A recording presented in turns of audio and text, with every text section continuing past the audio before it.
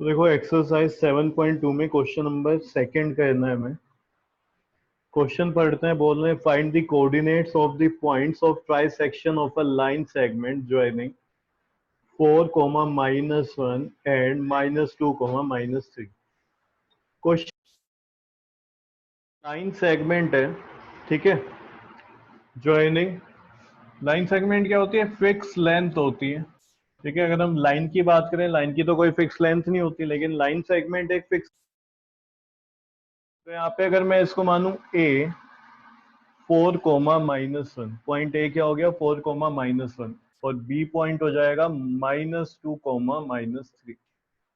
ये उन्होंने, ठीक है। तो यहाँ पे कह रहे हैं कोऑर्डिनेट्स बताने हैं पॉइंट ऑफ ट्राई सेक्शन। देखो ध्यान दे, सेगमेंट है और इसे मुझे बाइसेक्ट करना है, ठीक है। बाइसेक्ट करना है मुझे यहाँ पे किसको? एक लाइन सेगमेंट को। तो बाइसेक्ट का मतलब होता है divide in two equal parts. तो बिल्कुल जो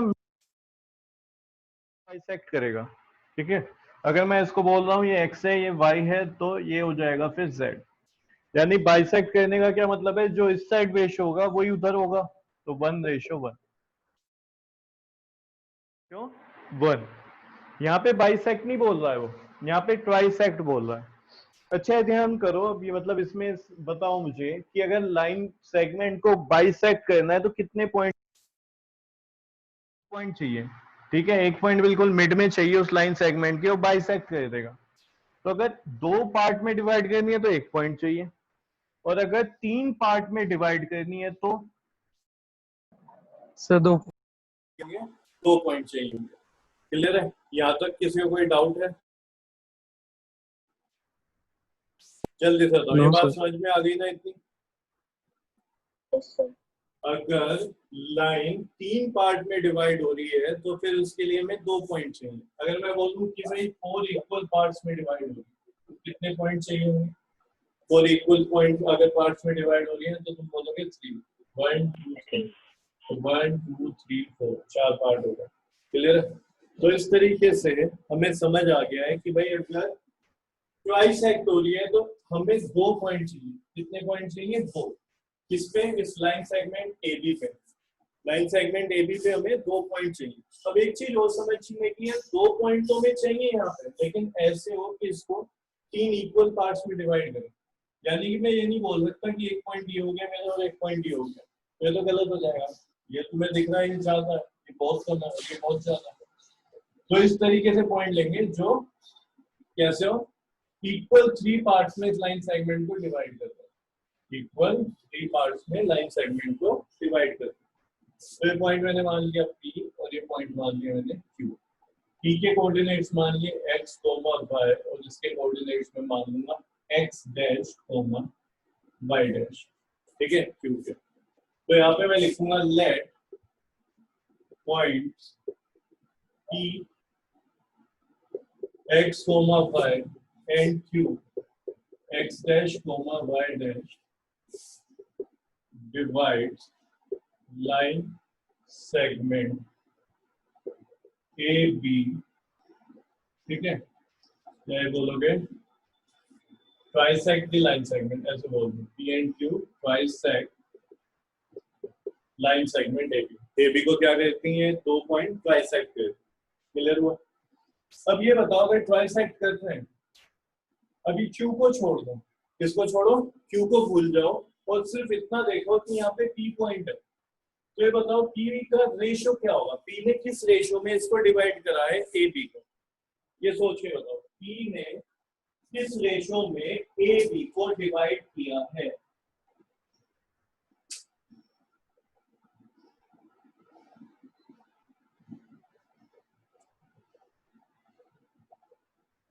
सर एक और बार क्वेश्चन।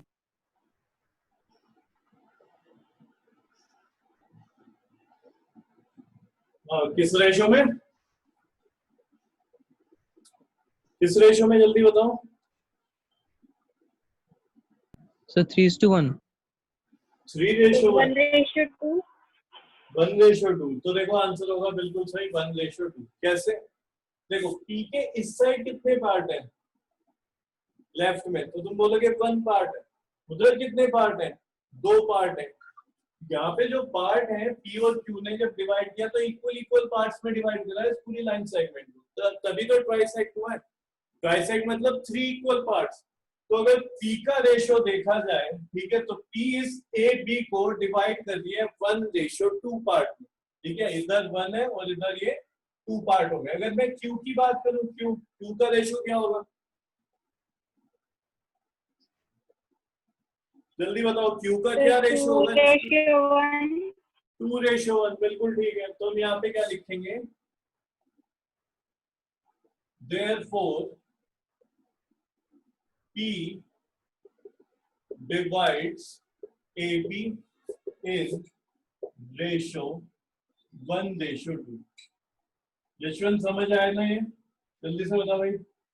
P डिवाइड करता है 1:2 में, and Q divides AB in ratio 2:1। ठीक है, Q से पहले कितने पार्ट है, 2 पार्ट है, तो Q के बाद 1 पार्ट है, तो Q डिवाइड कर रहा है 2:1, P डिवाइड कर रहा है 1:2। अब सब कुछ तो है मेरे पास, A B भी है, रेशो भी है, तो सेक्शन फॉर्मूले से कोऑर्डिनेट ही तो निकलता है उस पॉइंट का जो डिवाइड कर रहा हूं। तो यहाँ पे क्या निकालते हैं, देखो कोऑर्डिनेट्स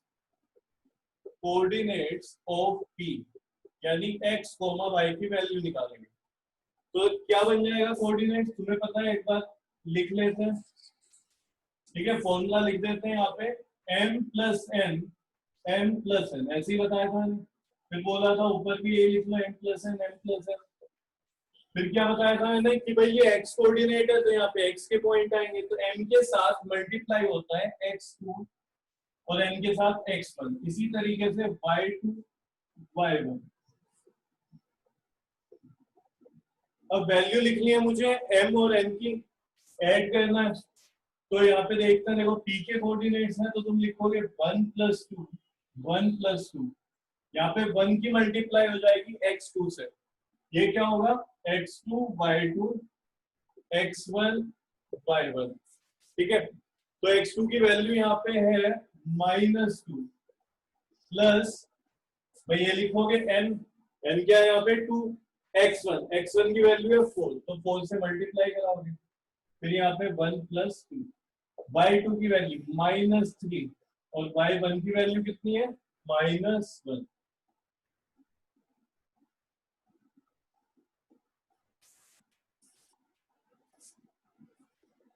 लिखो यहाँ पे जल्दी से।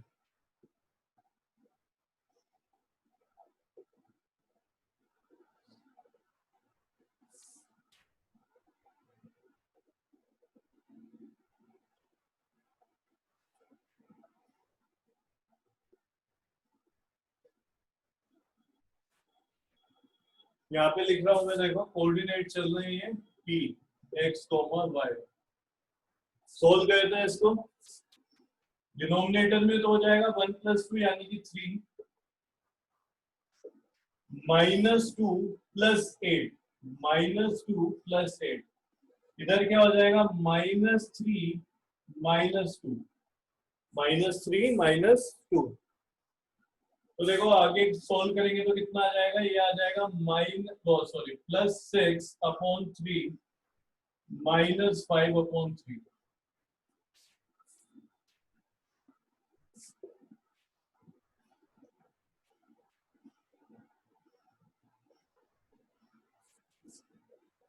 बता देता हूँ इसको भी।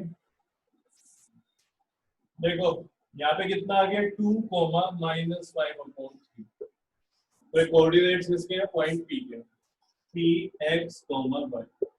तो P पॉइंट हमने निकाल दिया है। सिमिलरली Q भी फाइंड करेंगे, तो यहाँ पे लिखेंगे coordinates of point Q। Q क्या लेके चल रहे हैं हम, x', y'। ठीक है, x y नहीं लेंगे, कुछ और लेंगे, तो x', y'। तो यहाँ पे n + n होता है, यानी कि जो रेशियो है उसको ऐड करेंगे। तो रेशियो क्या है Q का, 2 + 1, तो यहाँ पे हो जाएगा 2 + 1, 2 + 1। x2 x2 इसके लिए भी -2 है,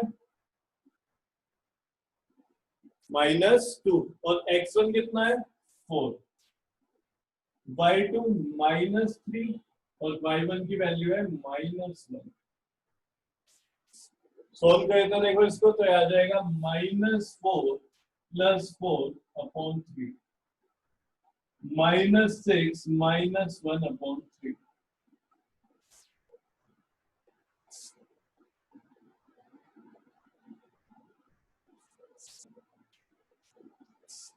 Q x dash comma y dash कितना हो जाएगा 0/3। कैसे 0? -4 + 4 0 हो जाएगा, अपॉन में 3 है तो अभी 3 लिखा रहने दो, -6 -1 तो -7/3। तो Q के कोऑर्डिनेट्स क्या आ गए 0, -7/3। तो ये तुम्हारा आंसर हो गया। P और Q पॉइंट तुम्हें फाइंड करना था। क्वेश्चन नंबर 5 इंपॉर्टेंट लिखो पहले इसको। क्वेश्चन नंबर 5 6 तो भी इंपॉर्टेंट लिखो, उसके बाद 8 10 इन सबको इंपॉर्टेंट लिखो। 5 6 8 10। क्वेश्चन नंबर 5 पे ध्यान दो, क्या बोल रहे हैं, find the ratio in which the line segment joining A and B. एक लाइन सेगमेंट है जिसको कौन पॉइंट ज्वाइन कर रहे हैं ए और बी। ए और बी को जब हम ज्वाइन कर देंगे तो एक लाइन सेगमेंट मिलेगी हमें, और ए के कोऑर्डिनेट्स क्या है 1, -5 1, -5। फिर बी के कितने कोऑर्डिनेट, बी का कोऑर्डिनेट क्या है -4, 5 1, -5 -4, 5 ये कोऑर्डिनेट है। तो यहाँ पे बताना है find the ratio in which the line segment joining this and this is divided by x axis, find the coordinates of the point of division. ठीक है, यहाँ पे ये कह रहे हैं पॉइंट है, ठीक है, एक्स एक्सिस का, वो इन दोनों को डिवाइड कर देता है, ये रेशियो बताना है और फिर कोऑर्डिनेट्स भी बताना है। ये बताओ एक्स एक्सिस का पॉइंट, अगर मैं तुमसे बोलूं कि एक्स एक्सिस पे कोई पॉइंट है तो किस फॉर्म में होगा, जल्दी बताओ। अगर एक्स एक्सिस पे कोई पॉइंट है तो उसके कोऑर्डिनेट्स क्या होंगे सर x, 0। x, 0, यानी कि x की तो कोई ना कोई वैल्यू होगी, y 0 होगा हमेशा। ये एक्सिस मैं बना रहा हूँ, ये y एक्सिस है और ये तुम्हारा x एक्सिस हो गया, ठीक है, ये x एक्सिस है, तो यहीं पे पॉइंट है एक्सिस पे। तो ये बताओ क्या यहाँ पे y का कोऑर्डिनेट होगा? नहीं होगा, y तो यहाँ पे 0 है। इससे थोड़ा सा ऊपर जाओ या हल्का सा नीचे जाओ तो वहां पे दोनों पॉइंट मिलेंगे। अगर मैं इसकी बात करूं तो इस पॉइंट में x कोऑर्डिनेट भी होगा, y भी होगा। यहाँ बात करूं मैं इस पॉइंट की तो इसमें भी x होगा, y होगा। इधर बात करें तो x y, यानी कि सिर्फ एक्सिस ही एक ऐसी जगह है जहां पे दूसरा कोऑर्डिनेट 0 हो जाता है। तो इस एक्सिस से तुम ऊपर नीचे कहीं पे जाओगे तो तुम्हें x की वैल्यू मिलेगी, y की भी। इधर जाओगे x भी y भी, ठीक है, इधर एक्स वाई दोनों होंगे। अगर एक्स एक्सिस पे लोगे तो y गायब हो जाता है, ठीक है, यानी y क्या बन जाएगा, y हो जाएगा 0। अगर मैं इस पॉइंट की बात करूं ये 1 2 3, तो इसके कोऑर्डिनेट क्या होंगे, तुम बोलोगे 3, 0। इसकी बात करूं तो 1, 0।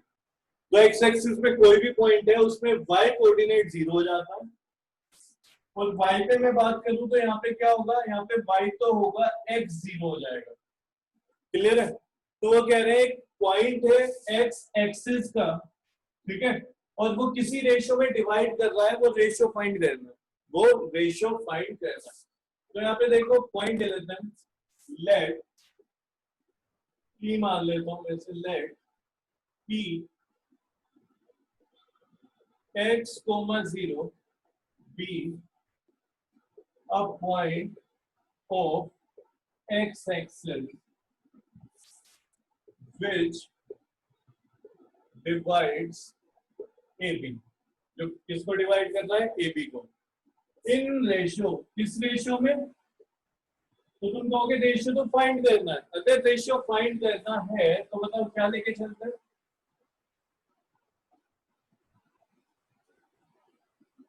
आंसर दो। रेशियो फाइंड करना है, किस रेशियो में डिवाइड करना है?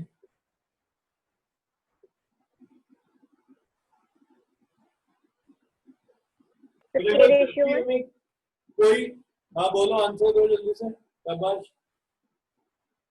तो K रेशियो 1, के रेशियो 1 या फिर 1 रेशियो के। तो यहाँ पे हमने रेशियो मान लिया के रेशियो 1। तो देखो यहाँ पे हमें दो चीज निकालनी है, एक तो रेशियो भी निकालना है और ये कोऑर्डिनेट भी निकालना है। अब इसमें क्या है, ये तो जीरो ऑलरेडी है तो ये थोड़ी फाइंड करेंगे हम, यानी कि एक्स फाइंड करेंगे। तो जो p है उसके कोऑर्डिनेट है x, 0। तो एक तो हमें रेशियो निकालना है, k की वैल्यू से रेशियो पता चल जाएगा, और एक x निकालना है। कोई नहीं, जैसे हमने सीखा वैसे ही करते हैं, by section formula. By section formula coordinates किसके निकलते हैं सेक्शन फॉर्मूले से? कोऑर्डिनेट्स किसके फाइंड करते हैं? जो पॉइंट उस लाइन सेगमेंट को डिवाइड कर रहा हो। तो यहाँ पे कौन डिवाइड कर रहा है? P। तो P के कोऑर्डिनेट निकलेंगे, कोऑर्डिनेट्स ऑफ P x, 0। क्या होगा देखो, तो तुम बोलोगे k plus 1, k plus 1, m plus n होता है, यहाँ पे आगे k प्लस 1। यहाँ पे भी क्या आ जाएगा भाई? k plus 1, k plus 1, x1 y1 x2 y2। तो ये x कोऑर्डिनेट है, x वाले मल्टीप्लाई होंगे तो यहाँ पे x2 मल्टीप्लाई होगा, यानी कि -4, और 1 के साथ मल्टीप्लाई होगा x1। x1 कितना है? 1 है, x1 की वैल्यू 1 है। यहाँ पे y2 की वैल्यू है 5, और y1 की वैल्यू हो जाएगी -5। कितना हो गया? -5। तो सोल्व करते हैं, इसमें बन जाएगा -4k प्लस 1 अपॉन में k प्लस 1, 5k -5 अपॉन में आ जाएगा k प्लस 1, x, 0। ये p के कोऑर्डिनेट्स हैं, ठीक है? किसके कोऑर्डिनेट्स हैं? p के, x, 0। अब देखो ये भी सोल्व नहीं हो रहा, ये भी यहाँ पे क्योंकि k फंसा हुआ है। तो इक्वेट करते हैं, इक्वेटिंग कौन सा कोऑर्डिनेट इक्वेट करेंगे?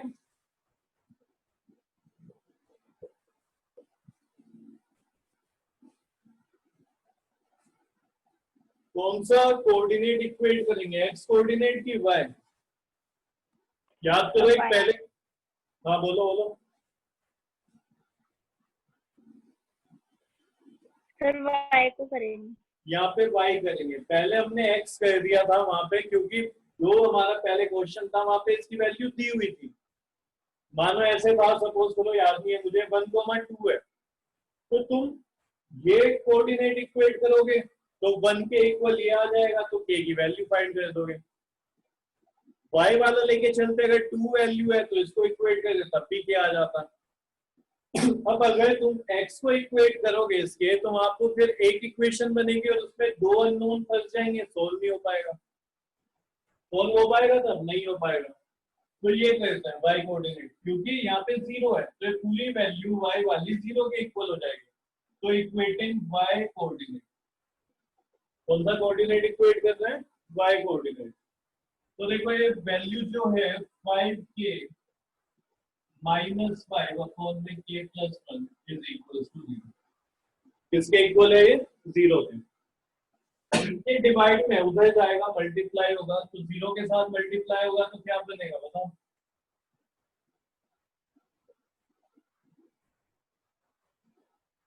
कितना आएगा इसको सोल्व करोगे तो? तो 0 0। ठीक है, 0 एक ऐसा नंबर है जिसके साथ मल्टीप्लाई करोगे कोई भी नंबर उसको 0 बना देगा, तो 0 बन गया। यहाँ पे क्या बचा है? 5k -5, 5k -5। ठीक हो गया इतना, इसको मैं हटा रहा हूँ।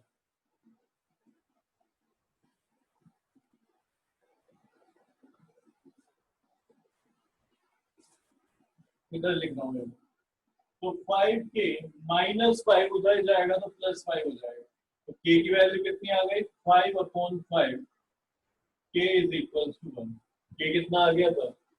k निकालना है हमें, तो k रेशो 1 निकालना है। क्या निकालना है? k ratio 1। तो k/1 भी क्या होगा? 1/1। k/1 क्या हो जाएगा? 1/1। यानी कि k ratio 1 is equal to 1 ratio 1। ठीक है, k रेशो 1 क्या आ गया? 1 रेशो 1। तो ये हमें पता चल गया है भाई, जो p पॉइंट है ना वो मिड पॉइंट है इसका। यानी p कहीं पे यहाँ पे होगा, इसका क्या है? मिड पॉइंट है AP का। अब ये पॉइंट भी फाइंड करना है, यानी x की वैल्यू फाइंड करनी है। तो अब इक्वेट करो x कोऑर्डिनेट। अब तुम कहोगे पहले क्यों नहीं किया? अब क्यों कर रहे हैं? अब इसलिए कर रहे हैं कि k की वैल्यू मुझे मिल चुकी है।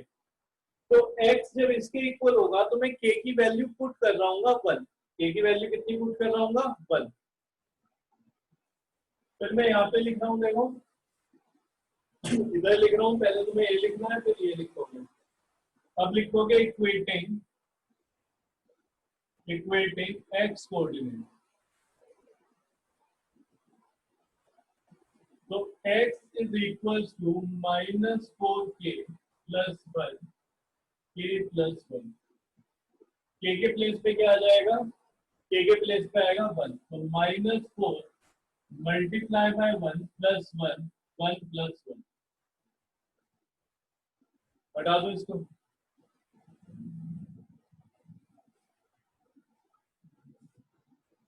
x हो जाएगा -4 + 1/2, यानी x की वैल्यू आ गई -3/2।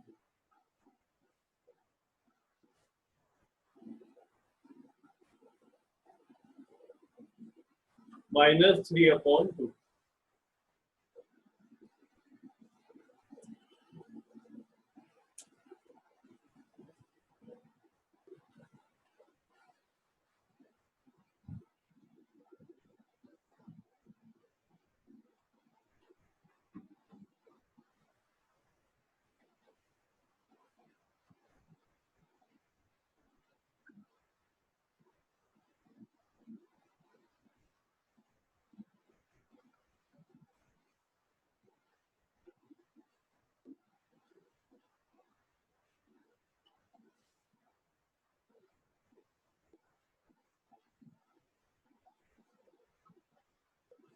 आंसर में क्या लिखोगे तुम? Coordinates of point P is -3,2, sorry, -3/2, 0, and P divides AB in the ratio 1:1। किस रेशो में डिवाइड कर रहा है ये? 1:1 में।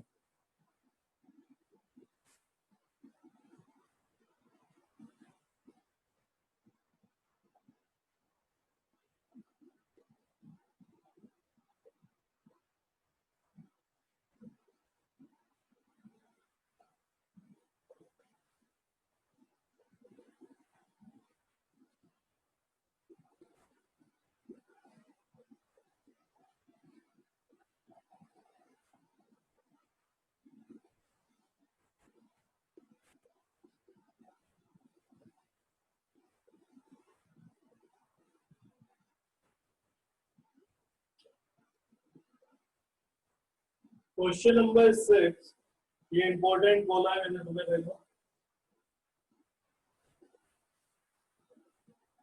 यहाँ पे 4 पॉइंट दिए और बोल रहे हैं are the vertices of a parallelogram taken in order.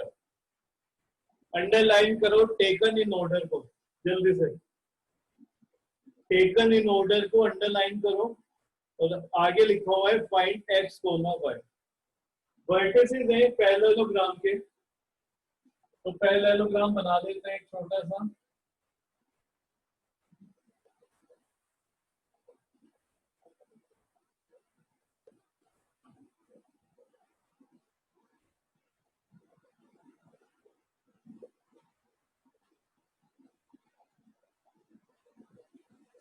अब यहाँ पे पॉइंट दिए हुए हैं, देखो 1,2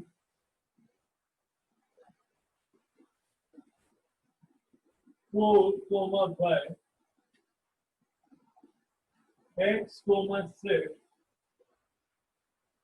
3,5।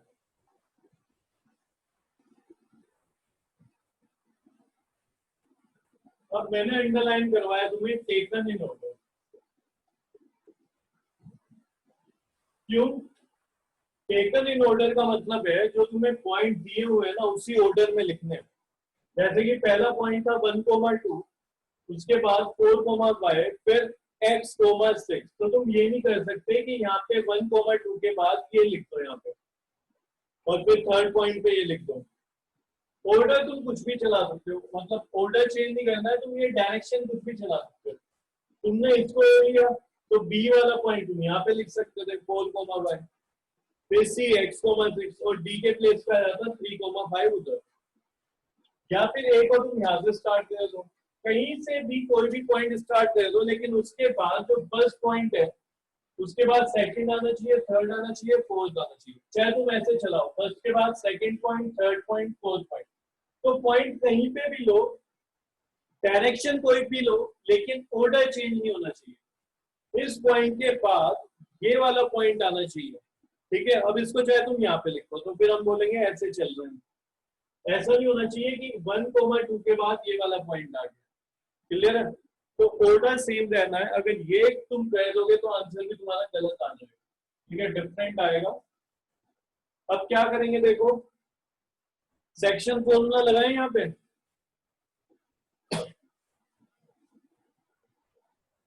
जल्दी बताओ, सेक्शन फॉर्मूला यूज करें? एक्सरसाइज तो वही चल रही है सेक्शन फॉर्मूले की।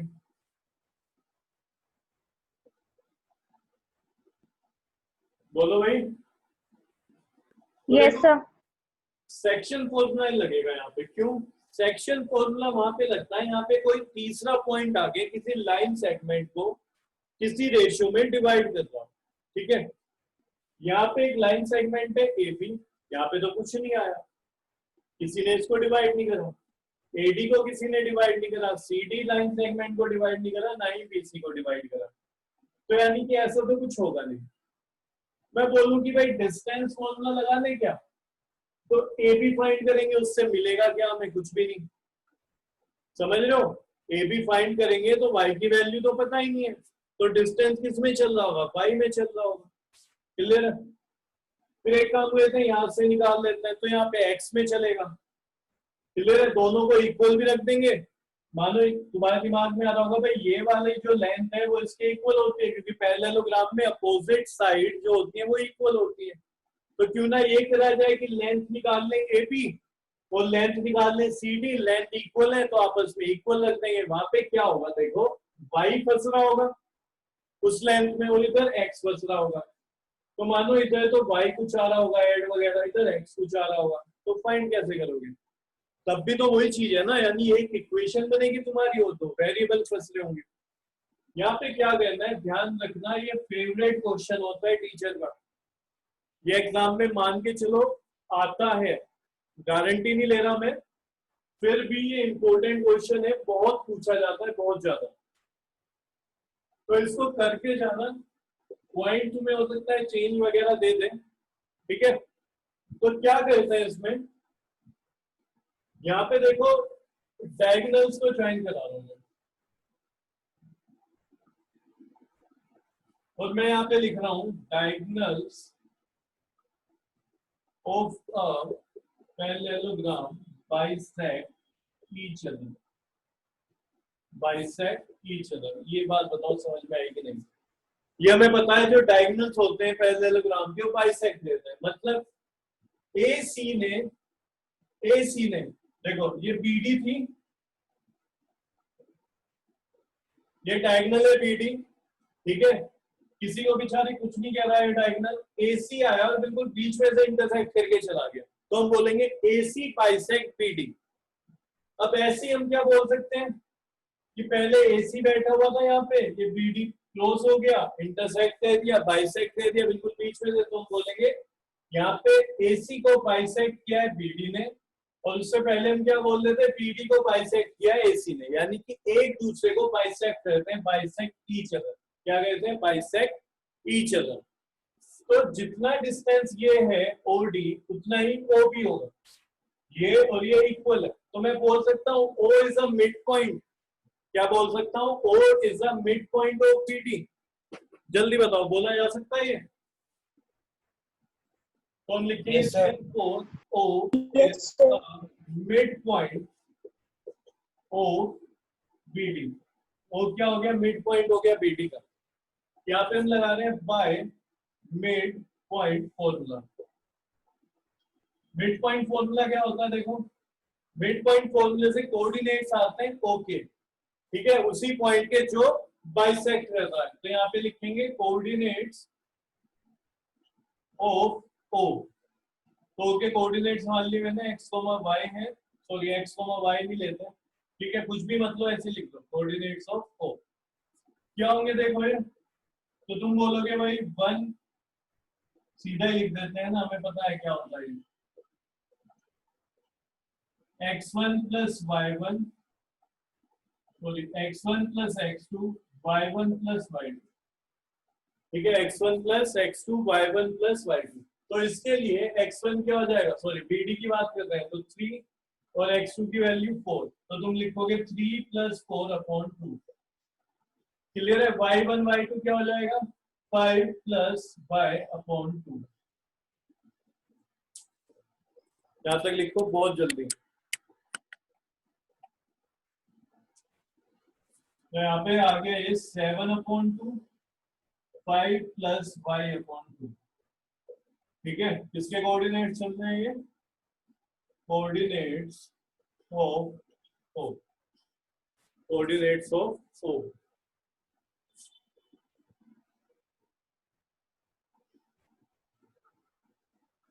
ठीक है, साइड में लिख लिया मैंने, अभी काम आएगा तो फिर इसको इक्वेट करेंगे।